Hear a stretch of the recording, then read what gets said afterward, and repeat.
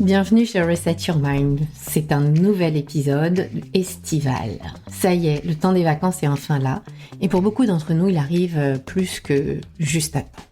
Si je devais résumer ce premier semestre en un mot à titre personnel, mais aussi ce que j'ai pu observer chez la plupart de mes coachés, ce serait intranquille. Vous savez, cette sensation de toujours être en alerte, ce bruit de fond permanent, cette hyper-vigilance qui nous accompagne partout, tout le temps, et qui finit par nous épuiser plus que l'on ne veut bien l'admettre. Et puis arrivent les vacances, enfin, tant attendues. Ce moment où on espère enfin souffler.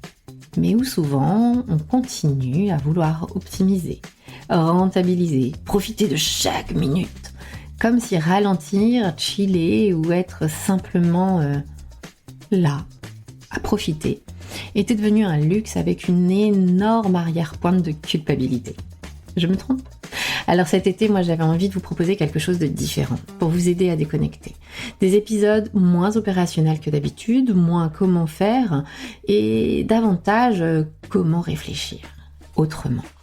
Parce que l'été, c'est aussi une formidable période pour faire du tri dans ses habitudes, de faire ou de penser, faire de la place pour se questionner, pour laisser quelques idées nous accompagner au bord d'une piscine, pendant une balade ou au détour d'un café. J'ai donc sélectionné 4 épisodes de Reset Your Mind autour de livres qui m'ont profondément marqué ces derniers mois. Des livres qui m'ont fait réfléchir, qui m'ont bousculé et parfois même qui m'ont obligé à changer de regard. Ces épisodes sont une invitation à faire un pas de côté, à vous offrir un peu d'espace. Une introduction aussi, puisque vous pouvez aussi aller les lire en totalité et me partager vos retours, je serai ravie de les avoir. Mais c'est surtout une invitation à vous autoriser à penser autrement, sans objectif à atteindre, sans performance à prouver ou à démontrer, juste pour le plaisir de la curiosité. Parce que parfois, une idée, une phrase ou un livre peuvent devenir le début d'un grand reset. Alors très bel été à vous et bonne écoute. J'ai une question pour vous. Depuis combien de temps vous dites-vous, ou vous êtes-vous dit cette année, je suis fatiguée, je ne sais pas si je tiendrai jusqu'aux prochaines vacances. Ou alors, ça va aller, il faut juste que je dorme un peu plus. Juste une bonne nuit de sommeil et ça ira mieux. Et si le problème n'était pas votre manque de sommeil ? Et si depuis quelques années, vous essayez simplement de résoudre le mauvais problème. Parce que l'on peut dormir 8 heures par nuit et être profondément épuisé. Et on peut partir 3 semaines en vacances et revenir déjà fatigué. Ou à peine quelques jours après la reprise, on peut déjà avoir l'impression d'avoir complètement consumé son capital vacances. Et oui, on peut même aimer son travail, sa famille, sa vie, et pourtant avoir cette sensation de fonctionner en apnée continuellement. Je connais bien cet état. Pendant des années, j'ai souffert d'insomnie. Et à chaque réveil en pleine nuit, le même scénario recommençait. Mon cerveau qui s'emballe, le stress qui monte, le décompte des heures avant le réveil. Et cette certitude que la journée du lendemain allait être un enfer. Jusqu'au jour où j'ai découvert les travaux, entre autres, du docteur Saundra Dalton-Smith. C'est une américaine. Et là, j'ai compris quelque chose qui a profondément changé ma manière de prendre soin de moi et surtout de mon épuisement. Nous ne manquons pas seulement de sommeil, nous manquons de repos, au sens large, de vrai repos. Du repos de celui qui apaise le corps, qui calme l'esprit, qui réduit le bruit autour de nous, qui nourrit notre créativité, qui nous reconnecte aux autres et parfois nous reconnecte simplement à nous-mêmes. Alors dans cet épisode aujourd'hui, je vous propose donc de remettre un peu d'ordre dans tout cela. Parce qu'avant d'apprendre à être plus performant, toujours plus et coûte que coûte, et je dirais même quoi qu'il en coûte, il faut peut-être réapprendre à se reposer. Et croyez-moi, cela pourrait bien être le reset dont vous avez plus besoin aujourd'hui, en cette période de vacances.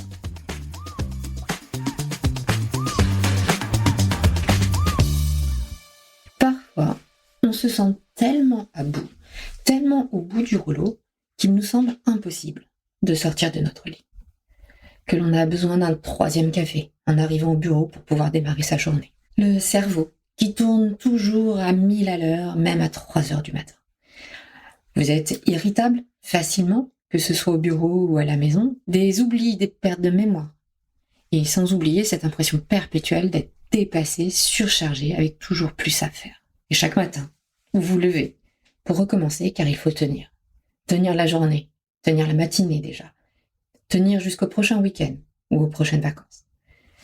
Seulement, tout ceci est faux. Ce dont vous avez besoin dans ces moments-là, ce n'est pas de tenir, mais de repos.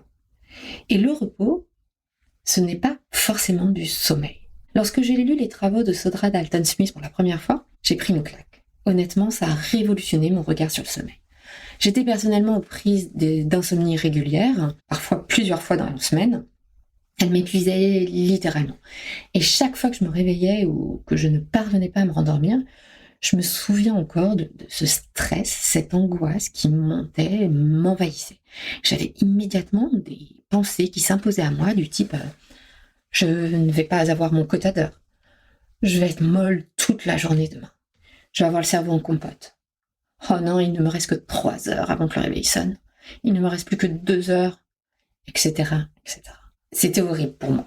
Dès que j'ouvrais un œil, mon cerveau redémarrait en trombe pour me rappeler tout ce qu'il fallait que je fasse, que j'avais oublié de faire, de dire, et ça bouclait, toujours et encore. Je me souviens de cette période avec beaucoup de bienveillance grâce au recul aujourd'hui, mais je me souviens aller me coucher avec la boule au ventre, l'appréhension de ne pas réussir à dormir ou l'appréhension de me réveiller et de ne pas réussir à me rendormir. Je me souviens aussi d'avoir été un zombie pendant des jours, voire des semaines, et je ne vous parle pas de ma patience au niveau -1000 et de mon humeur massacrante à la maison. Bref, on associe souvent sommeil, nombre d'heures de sommeil et repos. Or, cette relation au sommeil, au repos a été profondément transformée ces dernières années, ces dernières décennies.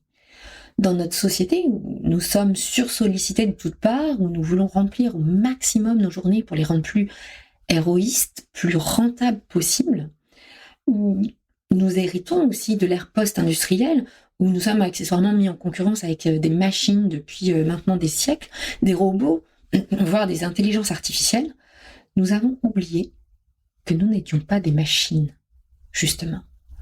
Et que cela n'est pas une faiblesse que de ne pas être un robot, une machine de production. D'ailleurs, vous êtes-vous déjà posé la question sur ce qui vous recharge aujourd'hui ? Ce qui vous repose, ce qui vous redonne de l'énergie. Prenez 5 minutes, vraiment. Quelles sont les activités que vous aimez faire pour vous reposer, pour recharger vos batteries? Est-ce que c'est vous poser devant une série en fin de journée ou le week-end? Est-ce scroller sur les réseaux tranquillement allongé sur votre canapé ou dans votre lit? Ou alors est-ce aller prendre un verre avec des amis pour faire la fête en fin de journée dans le dernier endroit à la mode? Ou encore le week-end prochain, faire la fête avec des amis, des proches, ou les prochaines vacances que vous attendez avec tant d'impatience? Spoiler alert, ce ne sont pas ces activités qui vous aideront à recharger vos batteries. Navré. Ces activités ne sont pas du repos. Elles sont une continuité de sursollicitation de notre société actuelle. Principale raison de nos épuisements et du stress de notre système nerveux. Ces sursollicitations sont les meilleurs alliés du burn-out et elles ont explosé ces 10-15 dernières années, tout comme les chiffres du burn-out. En France, c'est 34% de salariés qui sont identifiés comme étant en souffrance, en burn-out, et plus de 13% en burn-out sévère. Au total, ça fait plus de 2,5 millions de travailleurs. 2,5 millions. Ces chiffres sont juste effarants. Et il est certain qu'avoir oublié comment se reposer, ou tout au moins n'avoir pas adapté nos manières de nous reposer à notre nouvel environnement, n'aide clairement pas. En effet, nous avons plus besoin de repos que de sommeil à proprement parler. Je suis allée chercher la définition des deux concepts, histoire de, pour cet épisode. Définition du sommeil. Le sommeil est un état naturel et récurrent de repos caractérisé par une perte de conscience, une activité musculaire réduite et une activité cérébrale modifiée. Le sommeil est crucial pour la récupération physique et mentale. Jusque-là, tout va bien. Sa fonction. Le sommeil est essentiel pour la santé physique et mentale. Il permet la réparation cellulaire, la régulation des hormones, l'amélioration de la mémoire et la consolidation des apprentissages. C'est vrai qu'on ne le répétera jamais assez. Le sommeil est essentiel à l'imagination, la consolidation des apprentissages ou encore la réparation, l'amélioration de notre corps. On y est assez vigilant lorsqu'on a des enfants en pleine croissance, ou même tout petits, mais c'est quelque chose que l'on oublie complètement pour nous-mêmes lorsqu'on devient adulte. Le repos, lui, est un état de relaxation et de réduction des efforts physiques, mentaux ou émotionnels.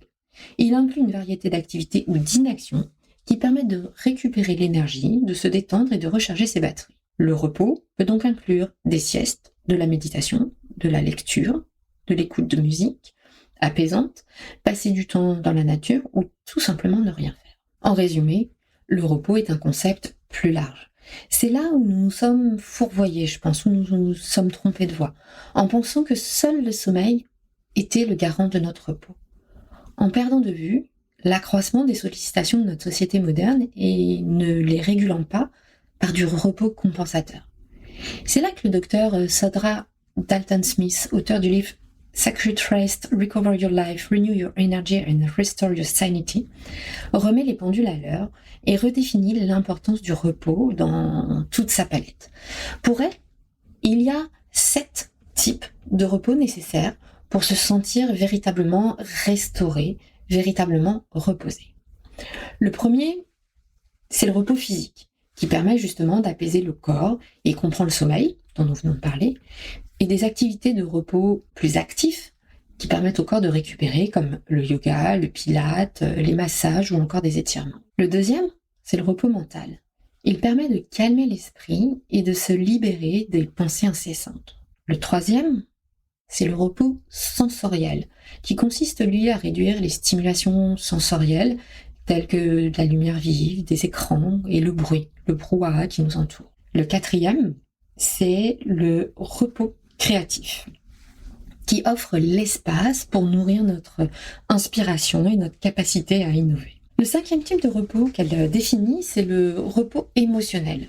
Le repos émotionnel, pour elle, permet d'exprimer et de traiter ses émotions de manière saine, en parlant par exemple à des proches, un coach ou encore un thérapeute.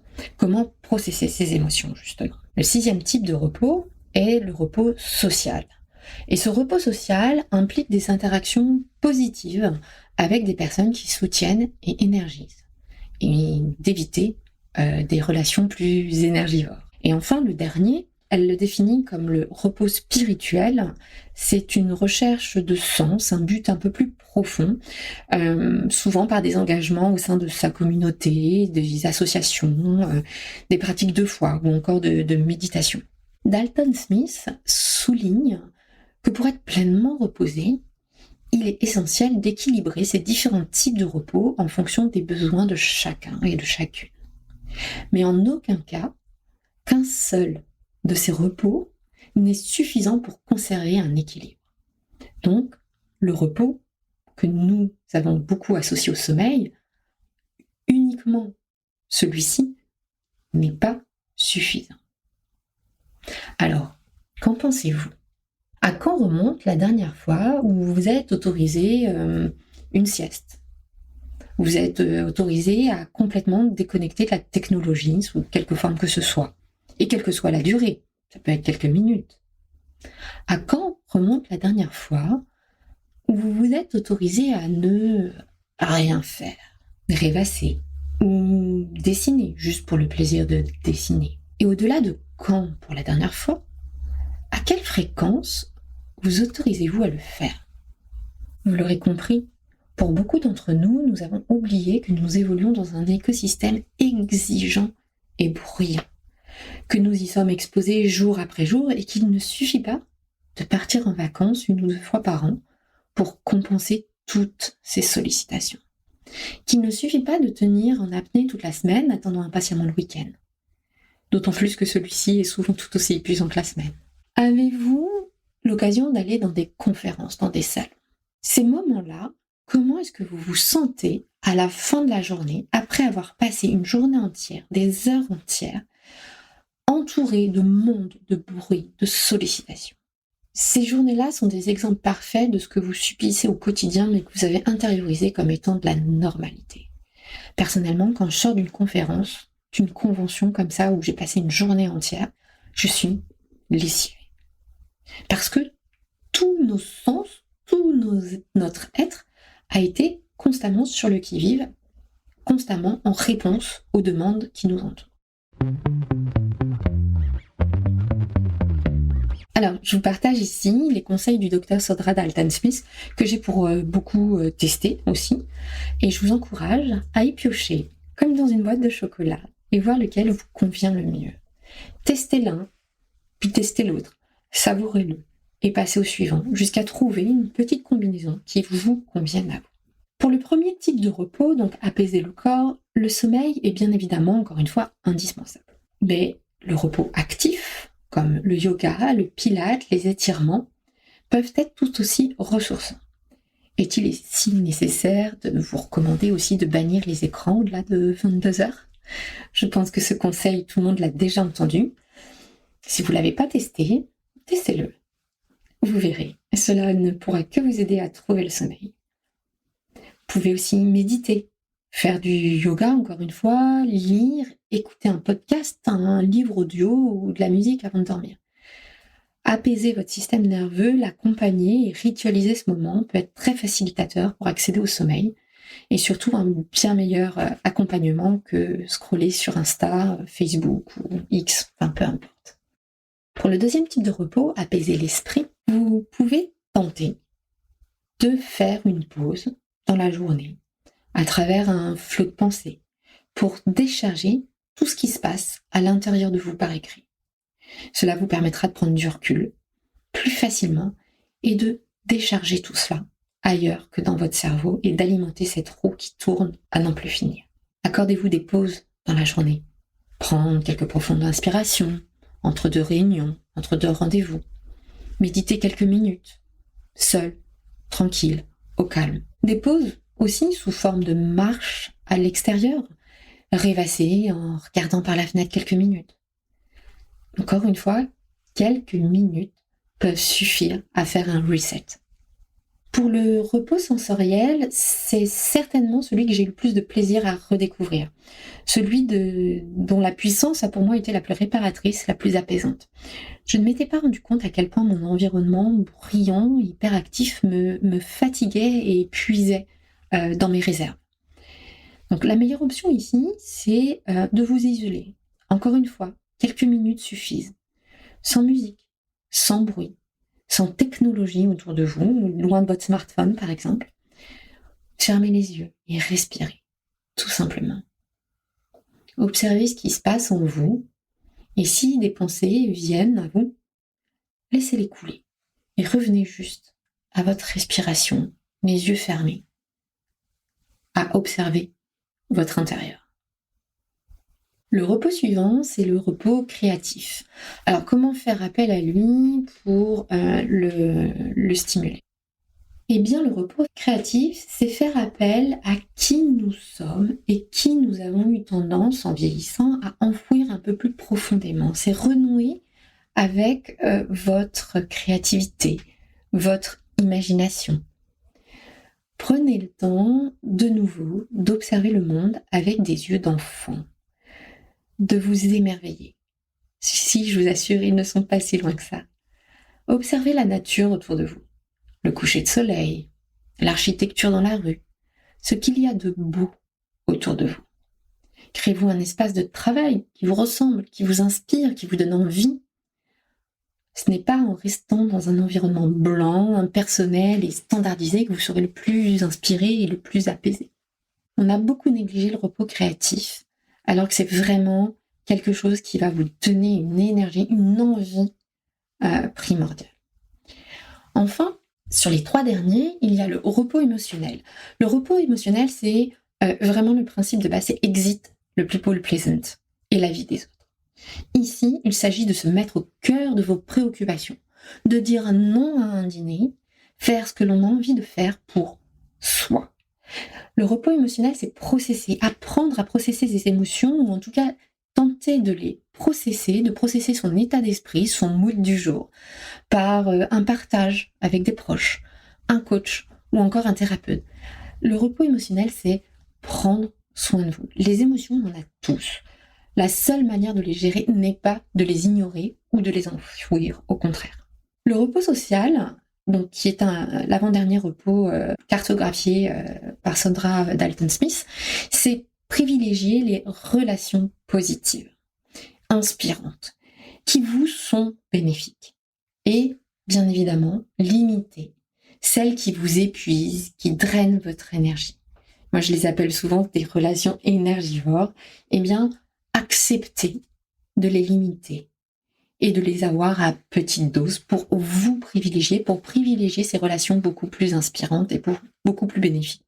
Enfin, le dernier, c'est le repos spirituel. C'est ici partir à la recherche de quelque chose de plus grand que nous, pour se reconnecter à notre humanité. Et cela peut passer à travers d'investissements dans votre communauté, du bénévolat, de l'associatif, du religieux ou de la méditation. C'est trouver quelque chose ici qui vous reconnecte à votre individualité. Alors, bien sûr, cette liste, elle n'est là que pour vous donner des idées et de prendre le temps de vous écouter. Ce n'est en aucun cas des injonctions supplémentaires, nous en avons déjà suffisamment comme ça. Mais prenez quelques minutes par jour pour piocher, pour tester. Amusez-vous à repenser votre vie autrement. Ce n'est pas on-off. On à 150% pour le travail, 50% pour la famille et vos proches et 0% pour vous. Ça ne marche pas. On le voit bien autour de nous dans notre société actuelle. Il y a toute une palette de nuances à explorer qui vous seront bénéfiques, qui vous permettront d'être en meilleure santé, de prendre du recul, d'être une meilleure professionnelle, plus efficace, mais aussi d'être avec les autres, d'interagir avec d'autres, de vous nourrir, de vous apaiser, de vous accorder ce calme, ce repos dont nous avons tous tant besoin. Dans ce monde qui s'emballe, parfois nous épuise pour tenir, pour atteindre nos objectifs, pour vivre, tout simplement.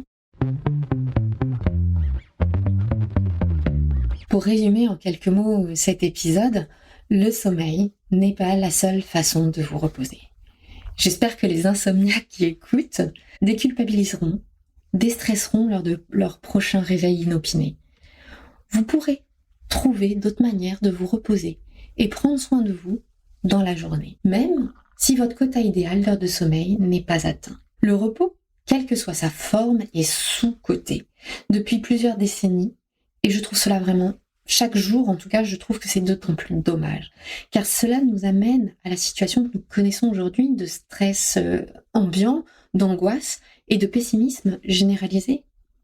Alors, prenez le temps, quelques minutes par jour suffisent de vous tenir éloigné de la technologie, de fermer les yeux, de prendre quelques respirations profondes, d'observer les nuages, le vent dans les arbres ou tout simplement les gens qui vous entourent au déjeuner, de dessiner, de gribouiller, de peindre ou de jouer de la musique, de vous balader dans la nature autour de vous. Autorisez-vous à vous aménager un espace de travail où vous vous sentez bien, qui vous inspire, qui vous donne envie et surtout, accordez-vous de dire non aux autres lorsque vous avez besoin de vous dire oui à vous.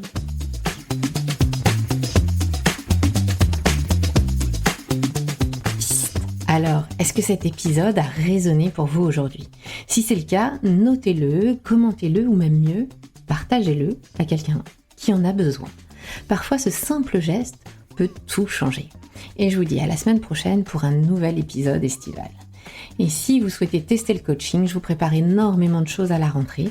Donc n'hésitez pas à me contacter, vous allez trouver tous les liens dans les commentaires de l'épisode et vous inscrire à la newsletter pour ne rien rater. La rentrée s'annonce sympa. Je vous prépare plein de choses pour vous aider à traverser cette période de fin d'année qui va être tout aussi chargée.